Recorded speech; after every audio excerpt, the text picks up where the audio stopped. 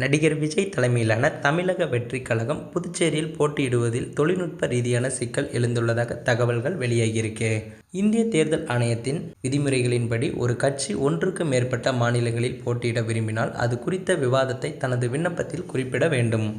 ஆனால் தமிழக வெற்றிக் கழக சார்பில் சமர்ப்பிக்கப்பட்ட விண்ணப்பத்தில் தமிழ்நாடு மட்டுமே குறிப்பிடப்பட்டுள்ளதாகவும் புதுச்சேரி மாநிலம் இடம்பெறவில்லை என்றும் கூறப்பட்டிருக்கு. இதனால் தமிழக வெற்றிக் கழகம் புதுச்சேரியில் தனது கட்சி சின்னத்தை போட்டியிட முடியாத சூழல் உருவாகியுள்ளதா என்ற கேள்வி எழுந்துள்ளது. அதே வேளையில் புதுச்சேரியில் மட்டும் மாற்று சின்னத்தில் வேட்பாளர்களை நிறுத்த விஜய் திட்டமிடப்பட்டுள்ளதாகவும் மற்றொரு தகவல் பரவி வருது. இது குறித்து கட்சி தலைமையிடமிருந்து அதிகாரப்பூர்வ விளக்கம் எதிர்பார்க்கப்படுகிறது. தமிழக வெற்றிக் கழக தலைவர் தமிழகம் மட்டுமல்லாமல் புதுச்சேரியிலும் போட்டியிடுவதை பற்றி உங்களுடைய கருத்துக்கள் என்னன்றதை மறக்காம கமெண்ட்ல சொல்லுங்க. மேலும் இது போன்ற வீடியோக்களை உடனுக்குடன் காண மறக்காம நமது சேனலை சப்ஸ்கிரைப் பண்ணுங்க.